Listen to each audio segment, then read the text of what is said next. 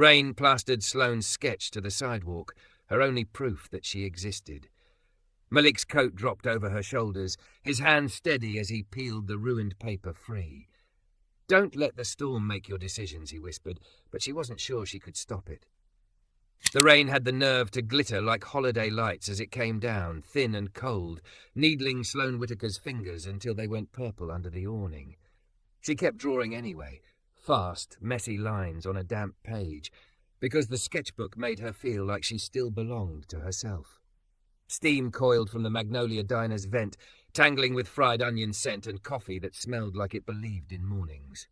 Her stomach answered with a small, furious sound. She pretended she didn't hear it. Inside, a tall black man in a black server t-shirt wiped down the counter with a kind of unhurried care that meant he didn't rush for show. Every few seconds he flicked a glance toward the door, like he could feel the cold through the glass. When the register drawer snapped shut, he stacked a plate with eggs and grits, slid a biscuit into the side like a secret, and added a spoonful of sautéed greens that glistened the colour of second chances. He pushed through the door, and the night heat of the kitchen gave way to the city's wet breath. "Hey," he said, not a question, not pity. "You look like my forever." Sloane's head jerked up. "That's a line," she said, voice rough. "A weird one." "It's a true one," he said with a half-smile that made room for her to laugh if she wanted to. "Also, it's dinner." He offered the plate like he was offering weather, something already happening that you might as well accept. "I'm Malik. I work the night shift. Don't worry about paying. You can pay me back by not pretending you're not hungry." She stared at the food until the steam fogged the lower edge of her sketchbook. "I don't. I'm fine." "Totally," he said. "And I'm 6 inches tall with wings. Take it before the biscuit gets shy." She gave up her posture first. Pride took longer. She curled on the crate under the awning and let the spoon teach her hand how to be gentle with herself. Eggs, salt, heat. The greens were silky, tender, like someone had told each leaf a story until it surrendered. She closed her eyes and let the flavour fill her mouth with something that wasn't panic.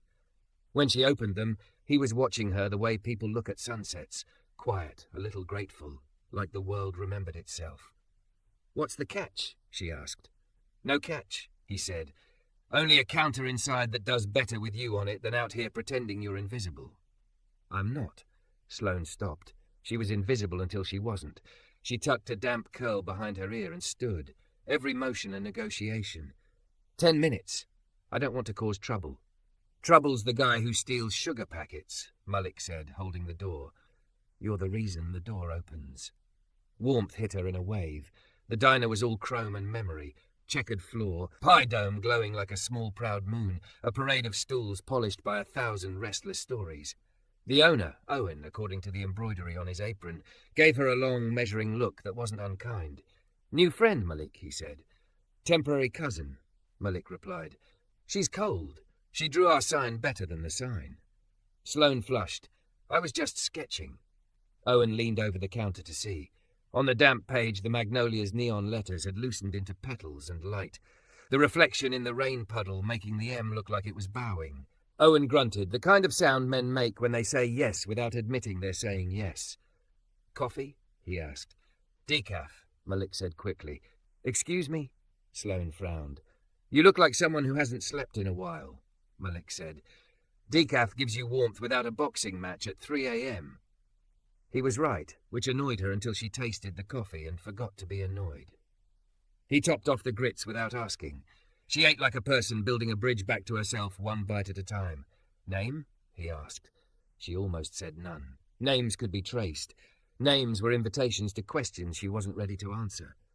"Sloane," she said at last. "I'm 24, and before you ask, yes, I'm between places, between a lot of things." "I wasn't going to ask," Malik said softly. "I figured you'd tell me what you wanted me to know when you wanted me to know it." "Why?" She put the spoon down. "Why help me? Because I know the sound a stomach makes when it's trying to be brave," he said. "Because my nana fed kids whose names she never learned and it made them braver. Because I like your lines." He nodded at the sketchbook. "You draw like you're listening." Sloane felt heat lick the corners of her eyes, traitor tender. "I used to draw every day. Now I draw when I can steal paper." Steal paper from who? Owen asked, overhearing. Don't steal. Ask. We got receipt rolls that go to waste. They make good mini-sketch strips. I don't want to see any more empty hands out of this place than necessary. Sloane looked at him like he'd handed her a small legal miracle. Malik winked. See? Family. The bell over the door jingled as a couple came in arguing softly about a dog and a lease. Malik slid back to work, easy in his body, the kind of man who made space without giving himself away. He moved like he respected flaws. Sloane drank her decaf and let heat soak the ache out of her jaw. The door swung again, this time with weather and uniform. A police officer in rain-dark blues scanned the room. His gaze skipped off Malik, glanced over the older couple, then landed on Sloane and narrowed, performing a quick math that turned her into a problem.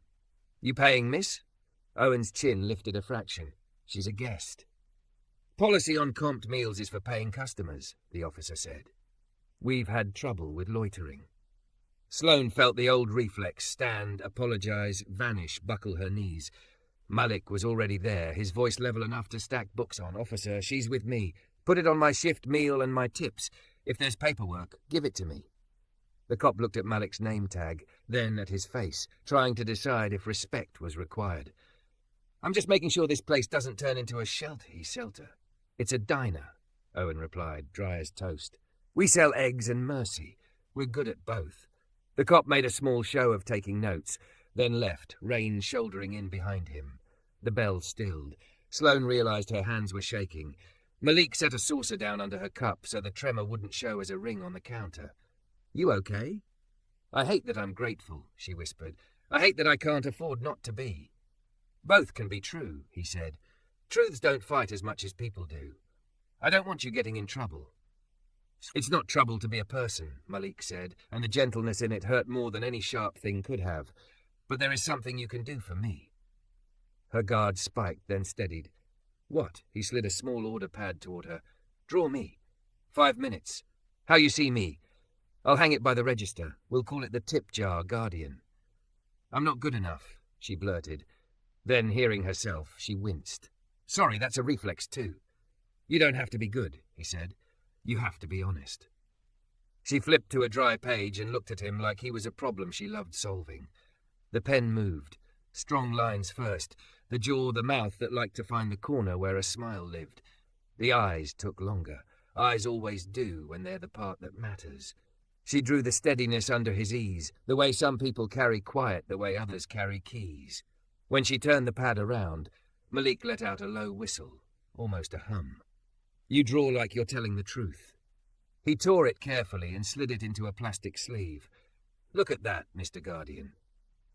Sloane felt the smallest pride stand up inside her and stretch. It made room for a thought she hadn't let herself have. Maybe today could end without a catastrophe. Back at 10, Owen said, clearing plates. He was talking to Malik, but looking at Sloane. We get slammed after the show lets out. If you want to crash in the corner booth in the meantime, I'll pretend I didn't see you sleeping. Sloane's mouth opened. Why? Owen shrugged. Because once I slept in a corner booth in a town that didn't know me and woke up because someone put a blanket over me. I didn't ask why either.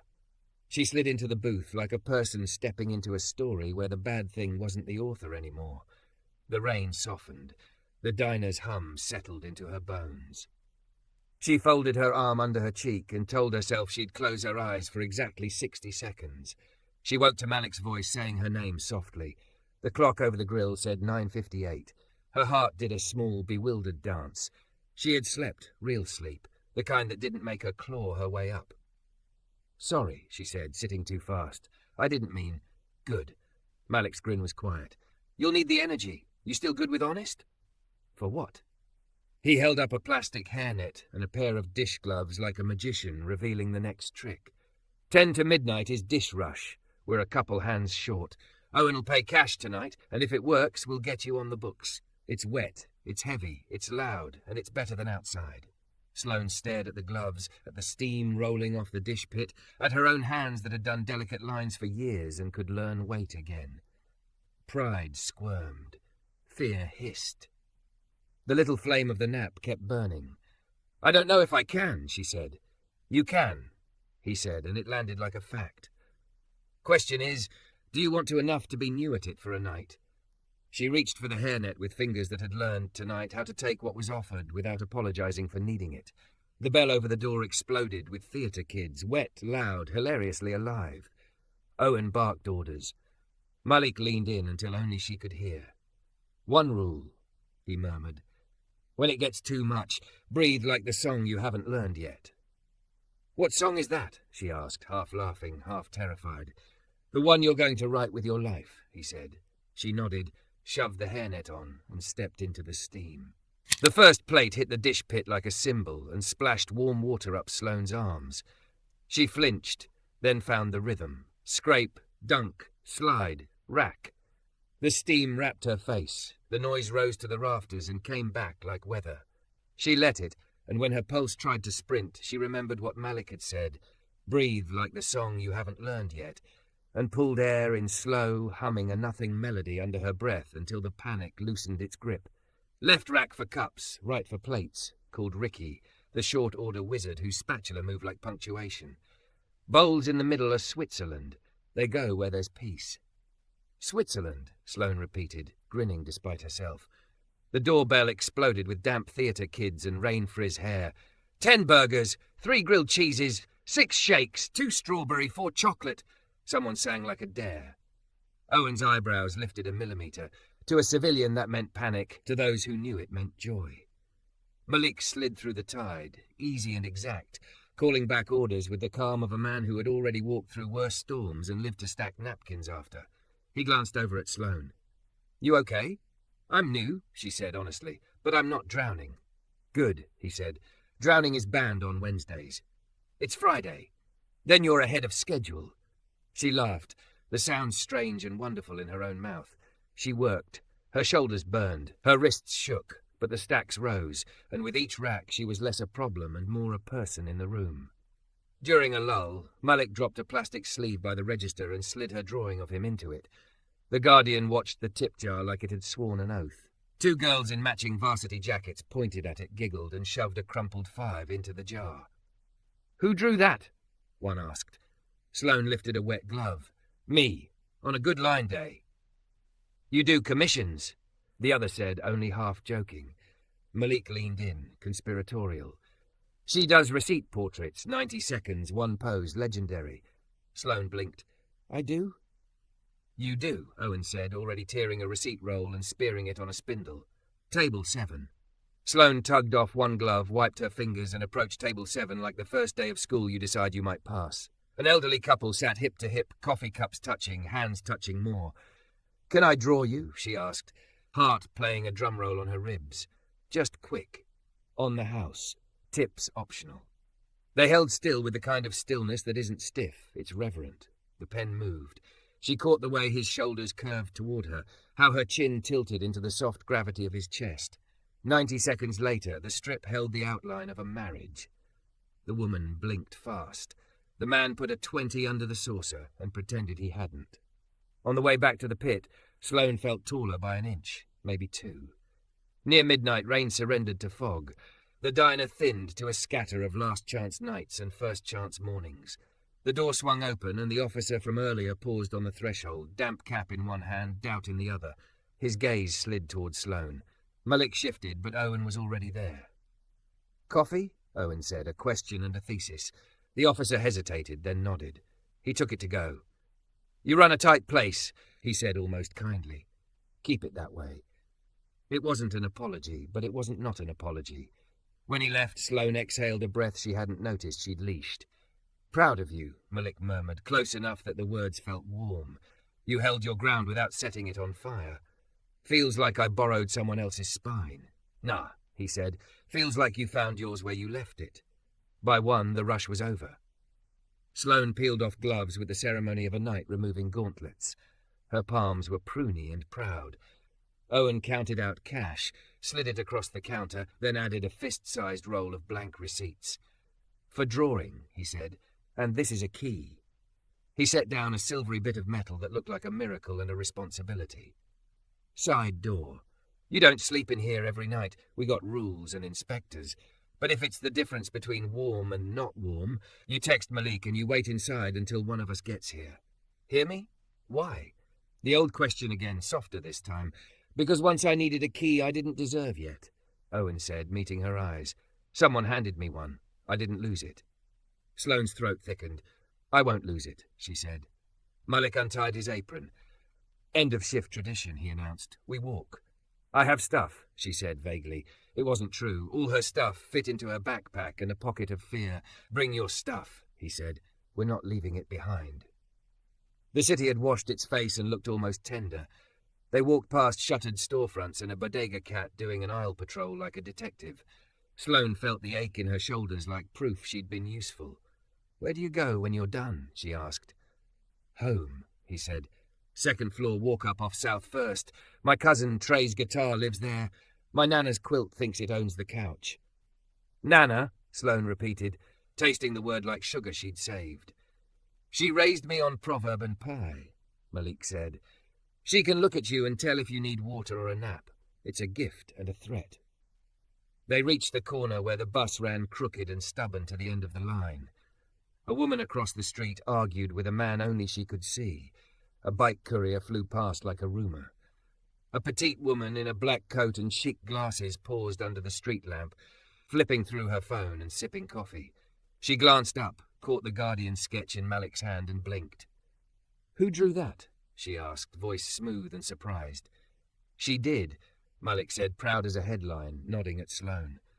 The woman stepped closer. She looked like she made schedules obey.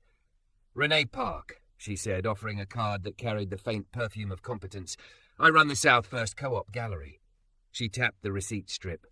You captured the tilt in his mouth and the patience in his eyes. That's hard to get in 2 inches. Sloane tried to give the card back. I don't have. Portfolio? Address? Dealer? A trust fund? Renee smiled. I curate stories, not resumes. We do an exhibition every quarter called Small Lines, Big Bones, for sketch artists who make big truth on small paper. If you can get me 20 or 30 of these strips, real people, not poses, I can put you on the wall. We sell them framed. You keep 70%. The other 30 keeps the lights on.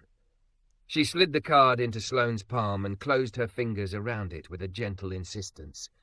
If you ghost me, I'll forgive you. If you show up, I'll make sure you're not invisible. Sloane's heart did a wrong-footed waltz. I don't have a phone, she blurted. Then, because the lie would rot if she kept it, I do, but it's off. Bills. Renee nodded, no pity leaking into the nod.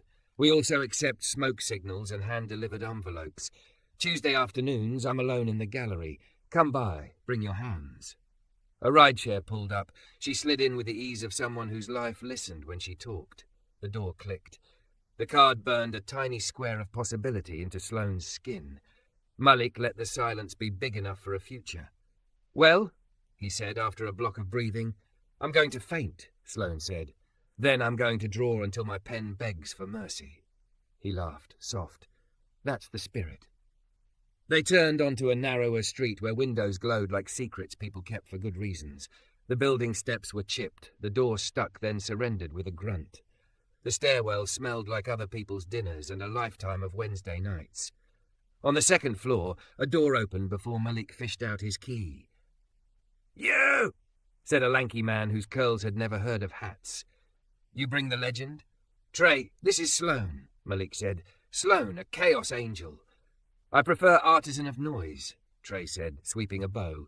His eyes were kind, the kind that broke a fall.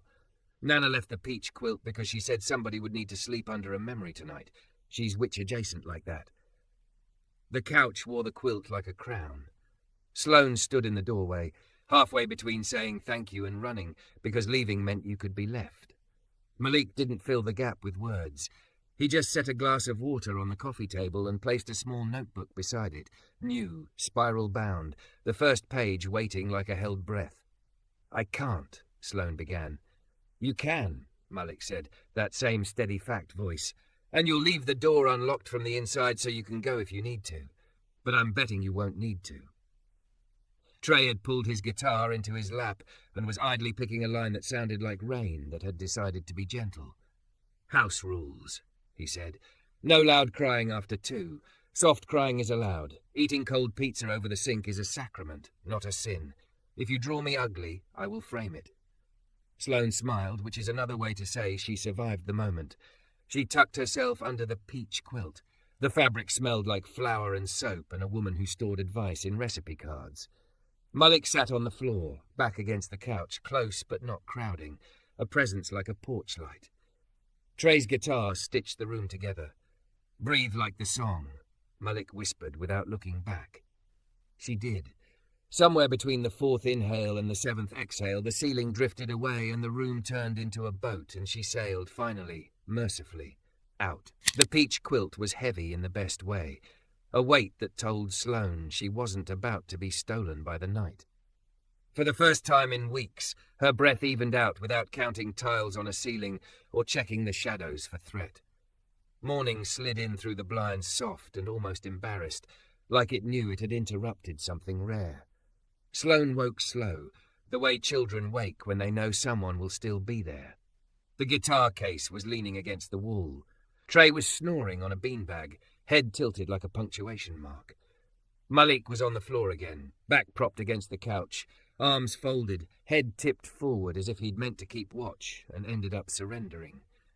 She studied his face in the hush, the way stillness softened the jaw, the lashes darker than they should have been on a man who worked nights, the lines at the corners of his mouth that suggested he laughed often enough to leave proof. She thought about sketching him. Then she thought about what it meant to keep pieces of people on paper when she was still learning not to lose them in real life.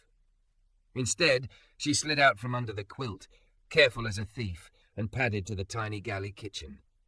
The counter bore a half-open loaf of bread, a jar of peanut butter, and bananas freckled to sweetness. She hadn't made food for herself in weeks, not like this. Assembly, choice, knife in hand without hurry. The first slice of toast popped golden.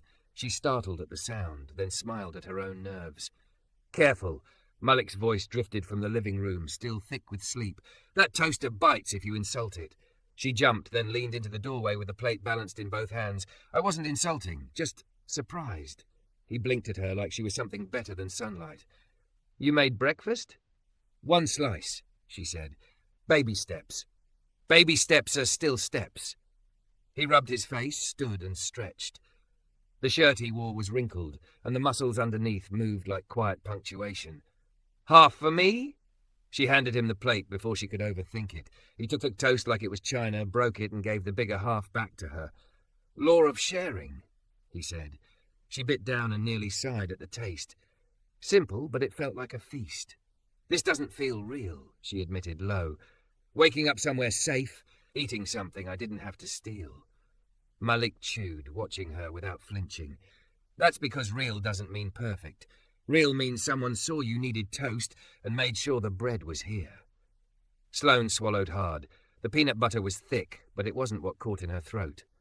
By noon, Trey was gone with his guitar to meet friends, leaving a note that said, "Don't burn the couch. P.S. I left you the good pen." The apartment was quieter without his restless humour, but the silence wasn't hostile. It was the kind of silence that gave permission. Sloane pulled her sketchbook out of her backpack and sat cross-legged on the rug. Malik was fixing a wobbly chair with a screwdriver and too much patience. She let her pen find him, the angle of his bent head, the slope of his shoulders braced against wood, the line of focus that ran from his brow down into his hands. "You staring?" He asked without looking up. "Drawing," she corrected. "Different crime." He grinned. "Sentence is lighter." When she showed him, he studied the page for a long minute. "You see things most people don't bother noticing." "Like what?" "Like how I lean on my left side more than my right. Like how I hum when I'm concentrating. Like how chairs don't actually need to be fixed. They just need to believe someone cares enough to try." He set the screwdriver down. "That's a gift." Sloane flushed both at the words and the fact that someone was framing her noticing as value instead of trouble. That afternoon, Renee Park's card burned in her pocket. She turned it over and over until the corners softened. "She won't really want them," Sloane said at last, voice caught between fear and hope. "She asked," Malik said simply. "People who don't want something don't ask twice. She doesn't even know me. Maybe she doesn't need to. Maybe she just needs the lines you make." Sloane bit her lip. "What if I show up and she laughs? What if she doesn't?" He reached over and tapped the card where her thumb had worn the edge. Fear's loud. Doesn't mean it's right. Her chest squeezed. She nodded once. They walked to the gallery Tuesday afternoon. The South First Co-op was a white box with windows wide enough to swallow the street. Inside, canvases leaned like tall secrets. Renee met them at the door, her glasses perched on her head, phone in one hand. "You came," she said, and it wasn't surprise. It was satisfaction. "Good. Show me." Sloane pulled the strips of receipts she'd drawn. Malik bent over the dish pit, the couple with coffee cups touching, Owen scowling fondly at the register, Trey mid-guitar riff, even herself caught sideways in a bathroom mirror. She laid them out like cards in a fortune reading. Renee's gaze moved slowly over each, her lips pressed into thought. At last she looked up. "You're better than I hoped. You draw with bone, not flesh. People will see themselves and forgive themselves." Sloane's hands shook. So you're in." Renee gathered the strips with a curator's care. "Opening in 3 weeks, 30 pieces. I'll frame them. You'll sign them, and you'll stand beside your wall when the room fills, so the world knows your face too." The world tilted. Malik's hand found the small of her back like ballast. "I don't know if I can," she whispered. "You already did," Renee said.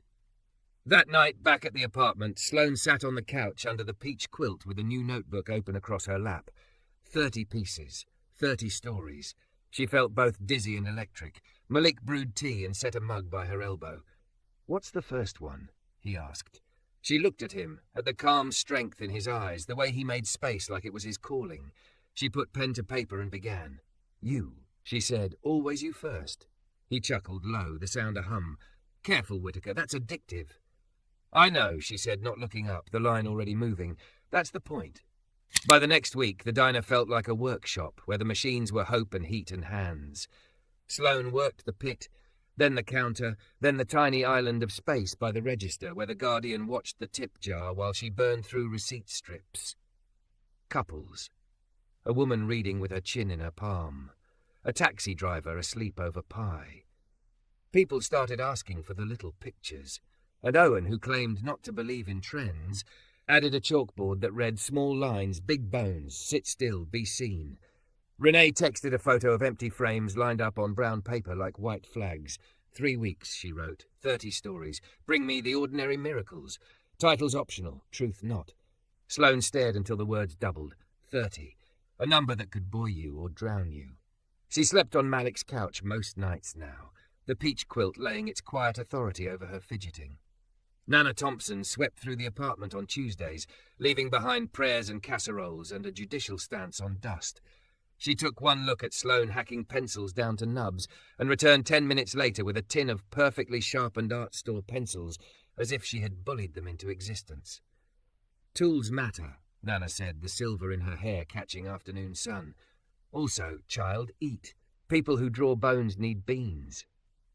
Sloane cried in the bathroom for 40 seconds, the kind of cry that relieves pressure without flooding a house. After, she ate beans and didn't apologize. The world kept trying to test the seam where newness met old fear. A notice from the city's health department arrived at the Magnolia with language sharp enough to shave. No loitering, no sleeping, no after-hours occupancy except staff. Someone had reported suspicious use of booths. Owen didn't look at Sloane when he read it. He didn't have to. Shame rose like bile in her throat. "Hey," Owen said, setting the notice down like it was any other piece of paper. "We keep the rules they make us keep. We keep the mercy they can't legislate. You need a key? You got one. You need a couch? Talk to your people. We're all right." She began. "Nope," he said. "We don't eat sorry for breakfast."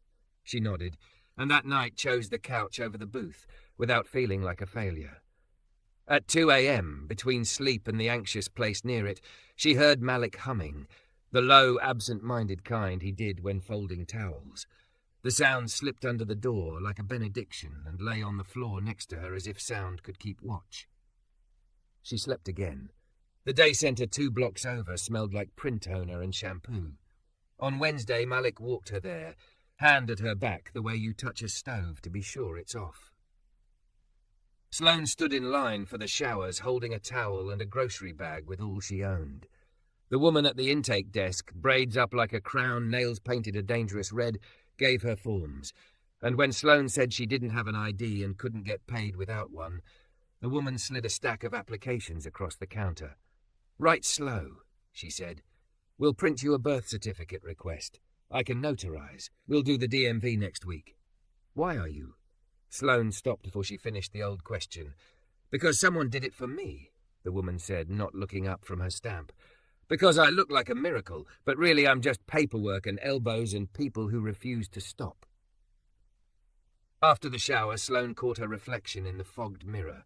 Clean hair, eyes that weren't hunted. She didn't recognize herself, then did, then didn't again, and somewhere in that back and forth a little animal inside her unclenched its claws. She drew like breathing after that. Titles came like jokes and confessions. Counter Mercy, 2 Cups Touching, Receipt Gospel, Guardian with Grease, Girl Under Peach Quilt, Owen, pretending not to smile.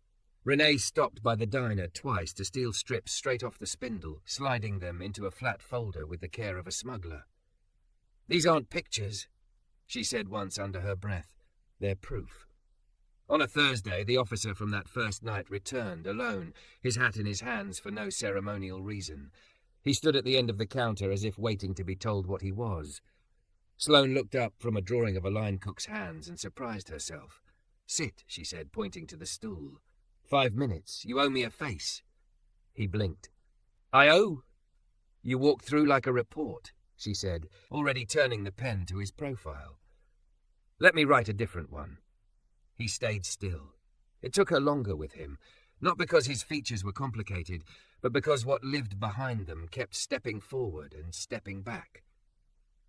She drew the part of his mouth that was tired of being the first bad news in a room. She drew the 2 tiny lines between his brows that come from squinting at the world you're supposed to protect.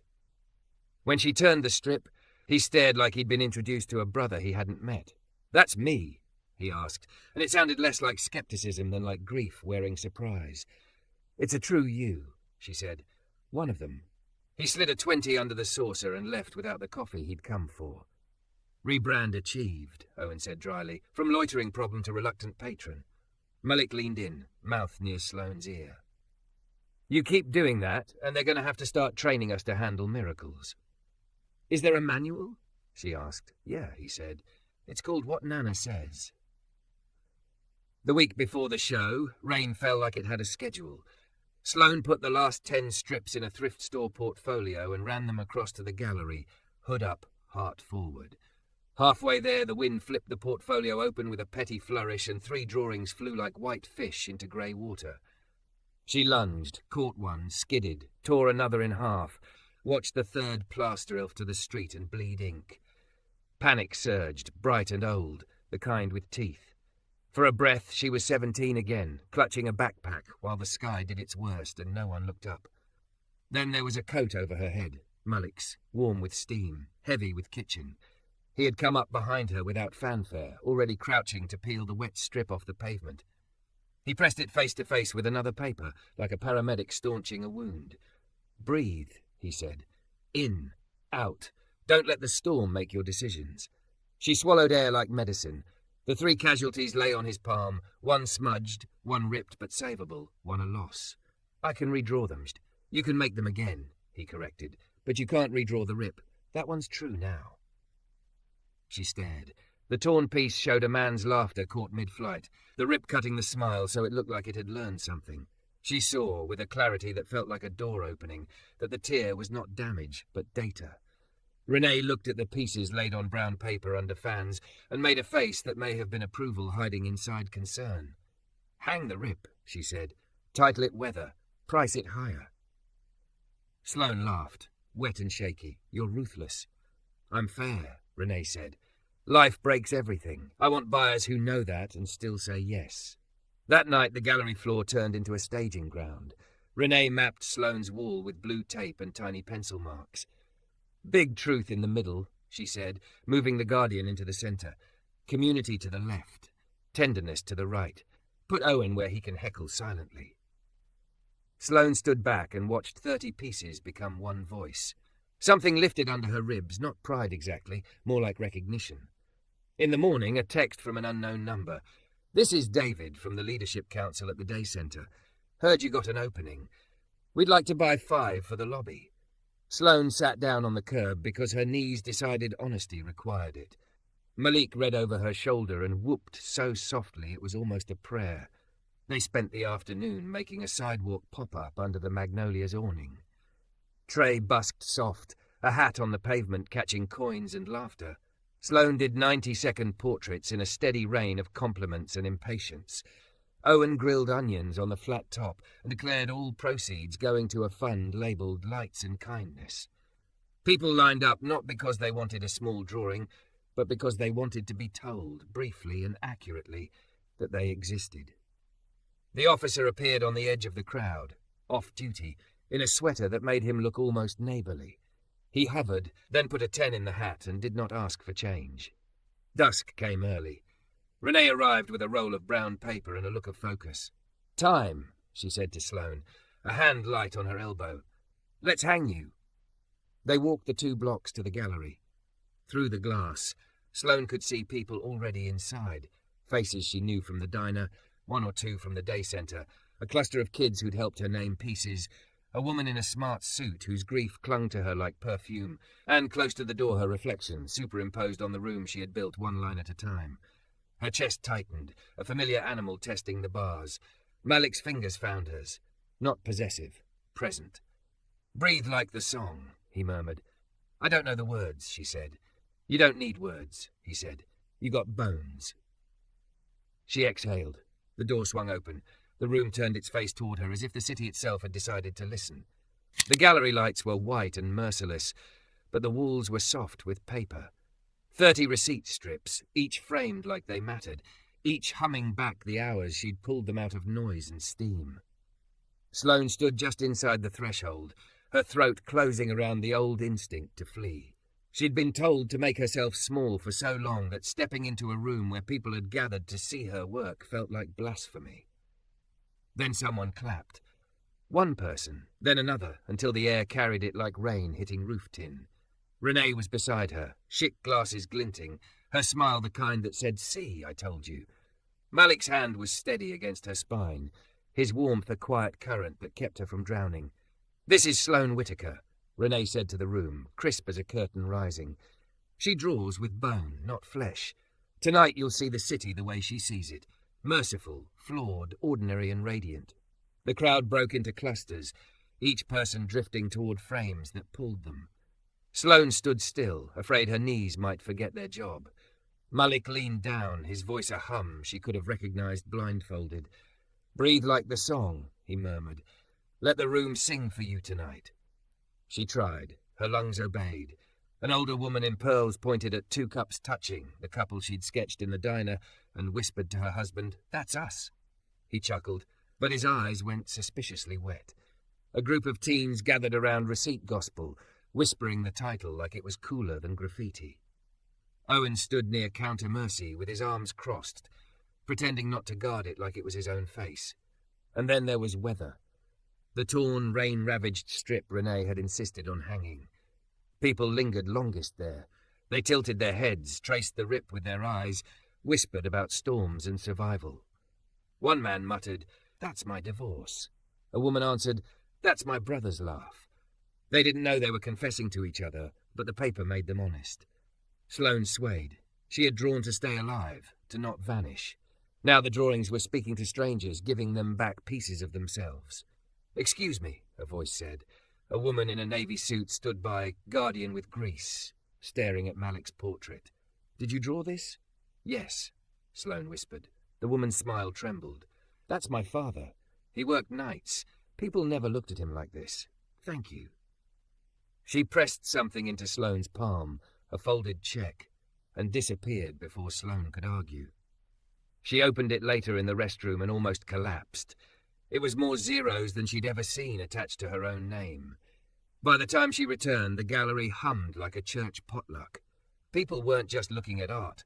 They were talking to each other, connecting, weaving small threads of community. Malik caught her eye, his expression both proud and soft. She thought, this is what he meant. This is the song. Renee clinked a glass for quiet. "Pieces are for sale," she announced, "but fair warning, half are already spoken for. We'll be hanging new work next quarter, and I'll expect Whitaker to deliver." The crowd laughed, applauded. Sloane blushed so hot she thought the frames might warp. Later, after the gallery thinned and Owen insisted on carrying unsold pieces back to the diner for safekeeping, Sloane and Malik slipped out into the night. The city was damp, reflecting neon in puddles, the air sharp with winter on its way. She carried nothing but the empty portfolio, but she felt heavier, in a good way, anchored. "Do you know what you did in there?" Malik asked, walking slow like he wanted the night to stretch. "Embarrassed myself?" "Made people remember themselves," he said. "That's not embarrassment. That's holy." She swallowed hard. "I don't know how to hold all this. Yesterday I was sketching on scraps, and tonight—" She broke off, words colliding. "Tonight," he finished for her, "you proved you don't have to disappear to be safe." They reached the corner where the Magnolia's neon buzzed, faint but stubborn. Sloane looked at the diner, then at him, then down at her own hands, still ink-stained. "You gave me this," she whispered. "No." He stopped, facing her fully. "I handed you food, a quilt, a key. You gave yourself this. Don't give me your crown, Whitaker. Wear it." Her eyes stung. She thought of the first night, rain slicing her, stomach raw, his plate warm in his hands. How he'd said, "You look like my forever." It had sounded impossible then. Now it felt like a promise the world was daring her to accept. "Forever's a long time," she managed. "Good thing I work nights," he said, and smiled. She laughed, the sound ringing off wet pavement, unashamed, unafraid. She reached for his hand, really reached, not tentative this time. His fingers closed around hers like they'd been waiting. The city hummed, traffic low, a saxophone bleeding from a basement bar. Sloane thought, "I'm not invisible anymore." She thought, "This is the song." And with Malik beside her, she walked into the rest of her life.